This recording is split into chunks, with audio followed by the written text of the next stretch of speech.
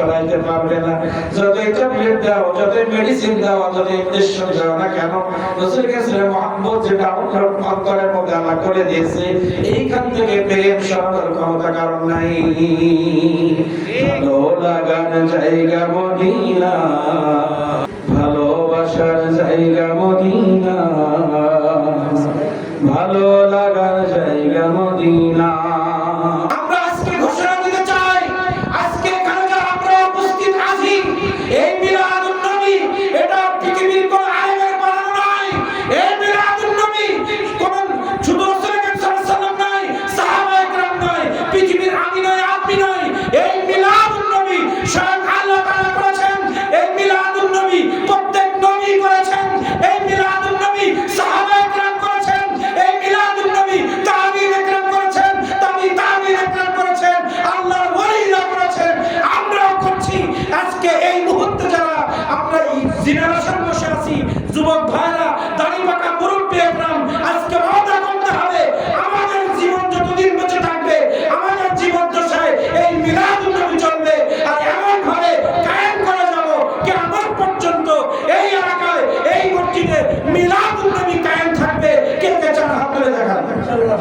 নারে তাকবীর, নারে রিসালাত, ইয়া রাসূলুল্লাহ, নারে রিসালাত, ইয়া রাসূলুল্লাহ। কথা বলেছেন কার সাথে? আল্লাহর সাথে। আল্লাহর সাথে। এখন দলিল লাগবে না মিলাদুন নবী? দলিল তো অনেকের মুস্ত, এখানে সব দলিল আছে। আল্লাহ তাআলা রূহ জগতে মিলাদুন নবী মানে রাসূল সাল্লাল্লাহু আলাইহি ওয়াসাল্লাম দুনিয়ায় আসছেন। এই আমার রাসূল সাল্লাল্লাহু আলাইহি ওয়াসাল্লামের আগমন, এছাড়া কিছুই না। রাসূল সাল্লাল্লাহু আলাইহি ওয়াসাল্লাম আগমনের আলোচনা এটা স্বয়ং আল্লাহ তাআলা করেছেন। কে বলেছেন?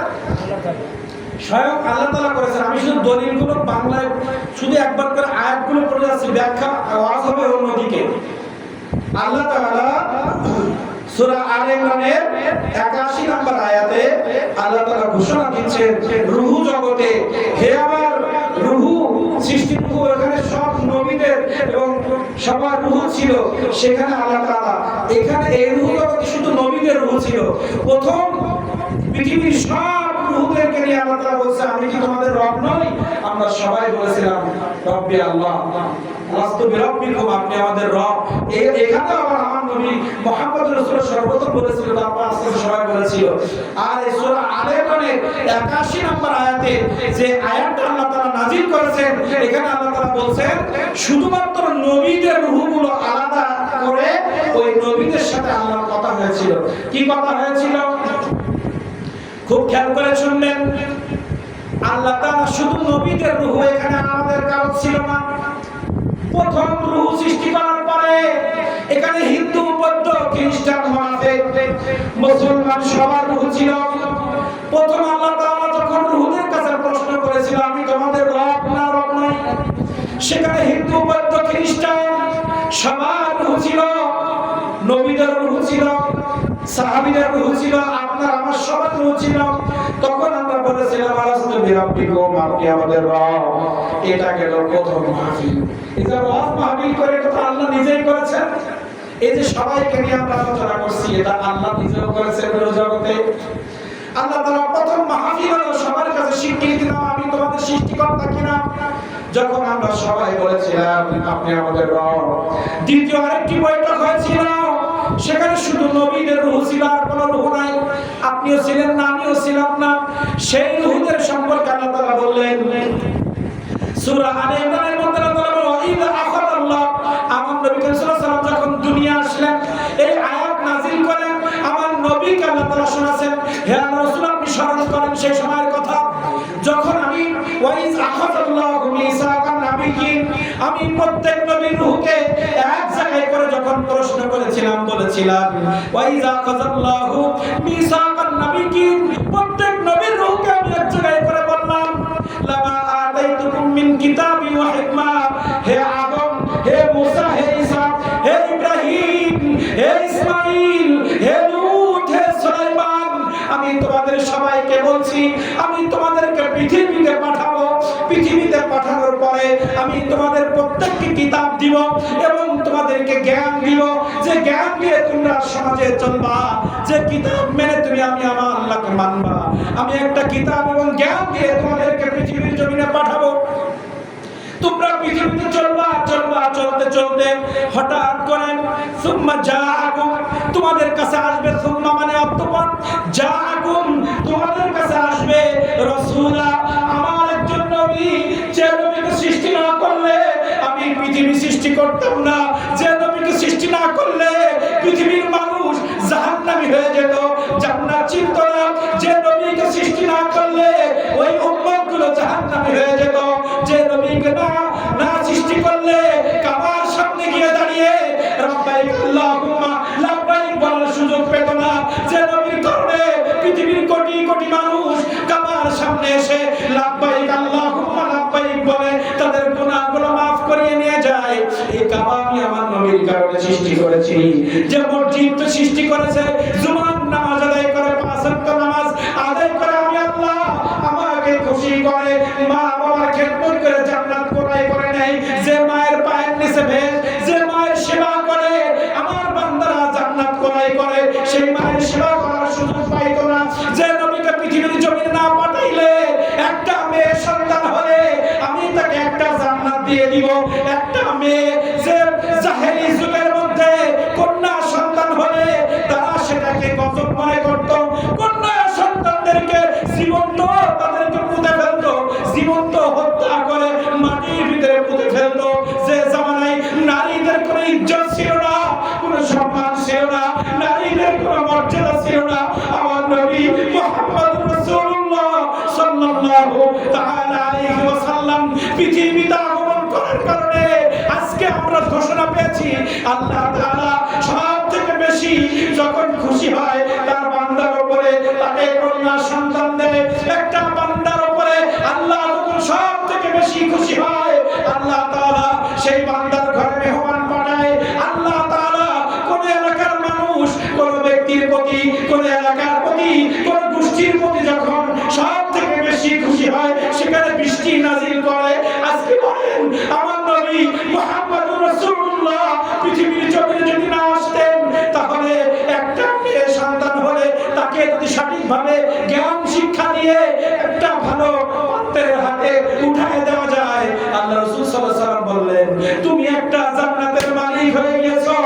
সুবহানাল্লাহ, নারায়ে তাকবীর, নারায়ে তাকবীর, নারায়ে রিসালাত, নারায়ে রিসালাত। পবিত্র ঈদে মিলাদুন নবী, পবিত্র ঈদে মিলাদুন নবী। এখন বলেন নবী আসার কারণে আমরা খুশি না বেজার? আজকে একটু চোখটা এখন বন্ধ করেন, আলোচনার দিকে একটু খেয়াল করেন। ওই 12 রবিউল আউয়াল যদি আমার নবী রাহমাতুল লিল আলামিন পৃথিবীতে আগমন না করত আমরা সবাই জাহান্নামে থেকে যেতাম, কারণ তখন জ্যান্ত মানুষকে কবর দেওয়া হতো, কোন ইবাদত বندگی ছিল না, সবাই মুশরিক, আল্লাহর সাথে শিরক করত।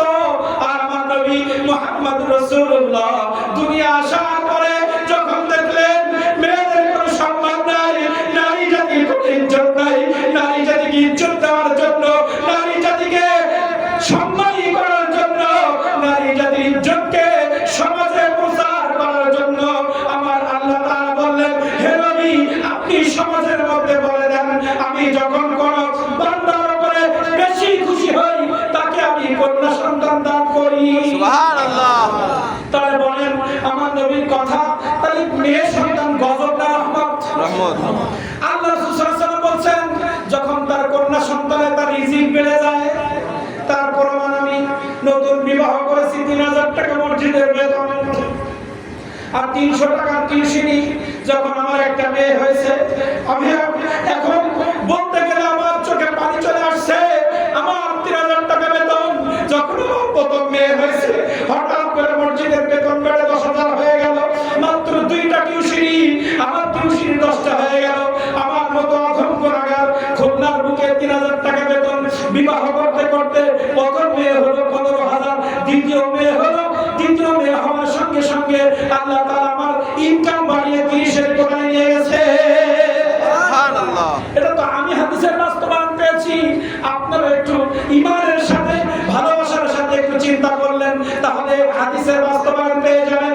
আল্লাহ রাসূল সাল্লাল্লাহু আলাইহি ওয়াসাল্লাম বললেন যার একটা মেয়ে সে একটা জান্নাত করে নিল, যার 2টা মেয়ে সেই 2টা জান্নাতের মালিক হয়ে গেল।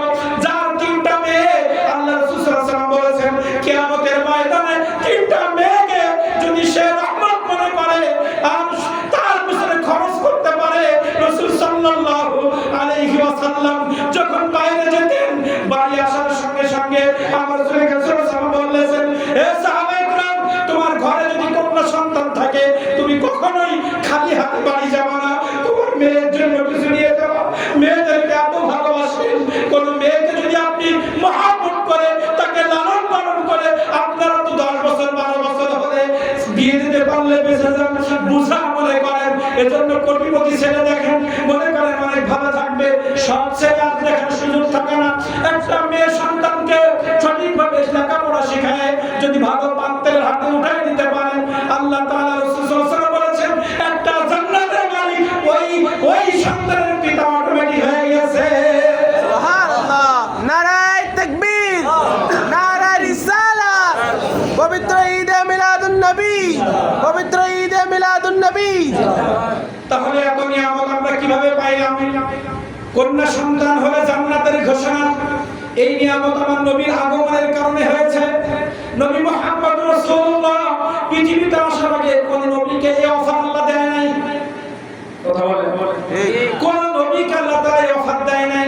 আল্লাহ তাআলা বললেন সুম্মা জাআকুম, হে আদম তুমি রূহ জগতে আজকে শোনো, তুমি পৃথিবীতে থাকা অবস্থায়, হে মুসা তুমি থাকা অবস্থায়, হে ঈসা তুমি থাকা অবস্থায়, সুম্মা জাআকুম তোমাদের মাঝে একজন যাবে রাসূলা, আমার নবী, যে নবীকে সৃষ্টি না করে আমি কিছুই সৃষ্টি করতাম না।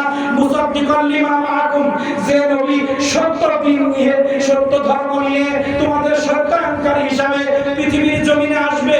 যখন আমার নবী মুহাম্মদুর রাসূলুল্লাহ পৃথিবীর জমিনে আসবে, লা তুমিনুন্না, তোমরা ওই নবীর উপর ঈমান আনবা কিনা, ওয়ালা তানসুরুন্না, তোমরা তাকে সাহায্য করবা কিনা, তোমরা আজকে আমার রূহ জগতে বলতে হবে।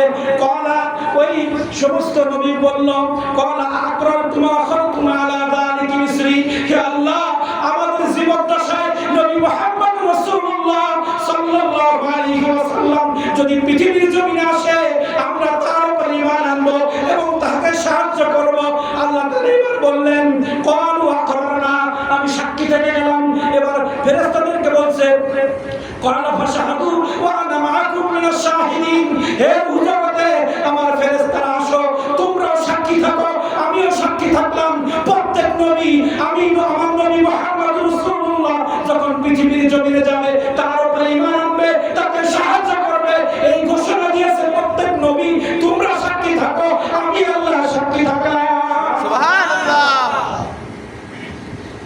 এজন্য প্রত্যেক নবী তার জীবদ্দশায় বলে গেছে আমার ইন্তেকালের পরে মুহাম্মদুর রাসূলুল্লাহ নামে কোন নবী যদি আসে তার উপরে ঈমান আনবা, বয়াত গ্রহণ করবা। সুবহানাল্লাহ। আল্লাহ তাআলা তো জানে সবার শেষে আমার নবীকে পাঠাবে, কিন্তু আদম আলাইহিস সালাম সবার আগে আসছে, কিন্তু আদম আলাইহিস সালামের কাছ থেকে ওয়াদা নিয়েছে আমার নবী শেষ জামানায় গিয়ে তার প্রতি ঈমান আনতে হবে। ওয়াদা করে নিয়েছে। প্রত্যেক নবীর রূহ জগতে বলেছিল, আদম আলাইহিস সালাম বলছে আমার জামানায় যদি মুহাম্মদ রাসূলুল্লাহ আসে আমি আগে তার উপর ঈমান আনবো। সুবহানাল্লাহ। এজন্য এই পৃথিবীর মানুষ তো অনেক চালাক, তারা শুধু যুক্তি তর্ক দিয়ে বোঝে, মহব্বত নাই, শুধু যুক্তি তর্ক দিয়ে বলে। এজন্য আল্লাহ তাআলা বললেন ঈসা আলাইহিস সালামকে আমি জীবন্ত উঠাই দিয়েছি। যখন ইমাম মেহেদী আলাইহিস সালাম আসবেন, ইমাম মেহেদী আলাইহিস সালাম আসার পরে ইসলাম জয় হয়ে যাবে, তখন ঈসা আলাইহিস সালাম আসবে, পৃথিবীর মানুষকে দেখিয়ে দিবে ঈসাকে আমি উঠায় রাখছিলাম। ঈসা এখন পৃথিবী থেকে আগে নবী ছিল, কিন্তু ইমাম মেহেদীও আমার নবীর উম্মত হিসেবে আসবে। আর ঈসা আলাইহিস সালামকে দুনিয়ায় পাঠিয়ে সমগ্র বিশ্ববাসীকে আল্লাহ তাআলা জানিয়ে দিবেন আমি রূহ জগতে বলেছিলাম কোন নবীর জীবদ্দশায় নবী মুহাম্মদ রাসূলুল্লাহর তার নবুয়ত বাতিল। এজন্য ঈসা আলাইহিস সালামকে আমার নবীর উম্মত হিসেবে দুনিয়ায় এনে পৃথিবীবাসীকে জানিয়ে দিবে কিয়ামতের ময়দানে সব নবী একদিকে, আমার নবী একদিকে। সুবহানাল্লাহ। মুহাম্মদ রাসূলের পজিশন আমরা জানি না, নবীকে আমাদের কাতারে আনতে চাই। কোথায়? নবী মুহাম্মদ রাসূল আমাদের বড় ভাই বানাতে চায়, নাউজুবিল্লাহ। নবী মুহাম্মদ রাসূলের পজিশন তোমরা জানো না, আমরা জানি না। এইজন্য আমাদের নবী করিম সাল্লাল্লাহু আলাইহি ওয়াসাল্লামের সাথে কথা বলতে গেলে বেয়াদবি হয়, কারণ ওনার পজিশন আমরা জানি না, ওনার পজিশন আমরা জানি না। এখন বলেন, আপনারাই বলেন, বর্তমান বিশ্বে ইসলামের সংবিধানের নাম কি? মুসলমানদের সংবিধানের নাম কি? ইসলাম না? ইসলাম চলে কোন রুটিন মাফিক? কোরআন ইসলামের গাইডলাইন কি? কোরআন সিলেবাস? কোরআন ইসলামের সিলেবাস এটা না? বলে এখন এই কোরআন মাজিদের যিনি এই কোরআন মাজিদ পৃথিবীতে আনছেন তিনি আছে? পড়েন কেন? তার মানে রাসূল কারীম সাল্লাল্লাহু আলাইহি ওয়াসাল্লাম এই কোরআন রেখে আল্লাহ তাআলা প্রমাণ করে দিয়েছে কিয়ামত পর্যন্ত আর কোন নবী আসবে না। এই কিতাব মানতে হবে। রাসূল কারীম সাল্লাল্লাহু আলাইহি ওয়াসাল্লাম মদিনায় ঘুমিয়ে আছে, কিন্তু পৃথিবীতে সাক্ষী দেওয়া লাগবে অনেক নবী মাজারে ঘুমিয়ে আছে, কিন্তু তুমি যখন দুনিয়া আসবা, তুমি অমুসলিম থেকে মুসলমান হবা, তুমি মুসলমান হলেও আজানে আল্লাহর সাথে আমার নবীর নাম না বলে আজান হয় না। নামাজের মধ্যে তুমি তাশাহুদে আমার নবীকে সালাম না দিয়ে নামাজ হয় না। ঠিক আমার নবী মুহাম্মদ রাসূলুল্লাহ এখন যদি আল্লাহ সাল্লাল্লাহু আলাইহি পৃথিবীতে আসে, তাকে আমাদের মতো উম্মত হতে হবে। কি পাওয়ার! আমার নবী মুহাম্মদ রাসূলুল্লাহ আয়াত নাযিল করে বলে দিয়েছে, এই ঈসা, এজন্য ঈসা আলাইহিস সালাম কি বলেছেন সূরা সফের মধ্যে? এই নবী করিম সাল্লাল্লাহু আলাইহি ওয়াসাল্লামের মিলাদ আগমন আলোচনা আল্লাহর রূহ জগতে করেছেন, আল্লাহ করেছেন, দলিল পাইলাম। এবার আসেন, প্রত্যেক নবী তাদের জীবদ্দশায় তার উম্মতদেরকে বলে গেছে, হে আমার উম্মত, তোমাদের জীবদ্দশায় যদি নবী মুহাম্মদ রাসূলুল্লাহ নামে কোন নবী পৃথিবীর জমিনে আসে, তোমরা আমার এই শরীয়ত বাদ দিয়ে তার শরীয়ত মানবা। আজকে ইহুদি খ্রিস্টান হয়েছে কেন? আজকে পৃথিবীর জমিনে মুসা আলাইহিস সালাম চলে গেছে, তার কিতাব অনুসরণ করে কিছু মানুষ, কিন্তু কোরআন মাজিদ আসার পরে, কোরআন মাজিদ পৃথিবীতে আসার পরে সব কিতাবের শরীয়ত বন্ধ, সব কিতাব বন্ধ। এই কোরআন মাজিদ যে আমাদের সেই ইমানদার হতে পারবে না। ঠিক ঠিক কথা বলে ঠিক সেই ইমানদার হতে পারবে না। এখন আদম আলাইহিস সালাম যদি পৃথিবীতে আসে, তাকেও আমার নবীর উম্মত হওয়া লাগবে। নবীর পজিশন বুঝাচ্ছি, নবী কেমন রূহ জগতে পালন হলো। এবার সূরা সফের মধ্যে ঈসা আলাইহিস সালাম কি বলেন একটু শুনেন। ওয়া ইয ক্বালা ঈসা ইবনে মারইয়াম ইয়া বানি ইসরাঈল, বানি ইসরাঈলের সামনে ঈসা আলাইহিস সালাম বলেন, সূরা সফের আয়াত সফ, কোরআন মাজিদ পড়ে দেখেন, সূরা সফের মধ্যে আল্লাহ তাআলা বললেন, হে নবী আপনি স্মরণ করেন ঈসা আলাইহিস সালাম তার জীবদ্দশায় আপনার মিলাদুন নবী পালন করেছে কেমনে। ঈসা আলাইহিস সালাম তার জীবদ্দশায় নবী মুহাম্মদ রাসূল সম্পর্কে ভবিষ্যদ্বাণী করেছেন। সূরা সফের 6 নম্বর আয়াত, ওয়া ইয ক্বালা ঈসা ইবনু মারইয়াম ইয়া বানি ইসরাঈল ইন্নী রাসূলুল্লাহি ইলাইকুম মুসাদ্দিকান লিমা বাইনা ইয়াদাইয়া মিনাত তাওরাতি ওয়া মুবাশশিরান বিরাসূলি ইয়াতি মিন বা'দি ইসমুহু আহমদ। সুবহানাল্লাহ ধরে বলেন সুবহানাল্লাহ। ঈসা আলাইহিস সালাম বলেন, হে বনি ইসরাঈল, আমি তোমাদের সামনে একজন আল্লাহর পক্ষ থেকে নবী, যে নবীকে আল্লাহ তাআলা সত্য দ্বীন দিয়ে দুনিয়ায় পাঠিয়েছে। আমাকে একটা কিতাব দিয়েছে, তার নাম, আমি কিতাবের তাওরাত ওয়া মুবাশশিরান, আমি তাওরাতের অনুসারী। এবং তাকে বলছে আবি রাসূলি, এবং একজন রাসূল আমার পরে আসবে, ইয়াতি আমার পরে আসবে, মিন বাদিহি ইসমুহু আহমদ, যার নাম পৃথিবীর জমিনে রাখা হবে আহমদ। সুবহানাল্লাহ। মুহাম্মাদের নাম এতই মধুর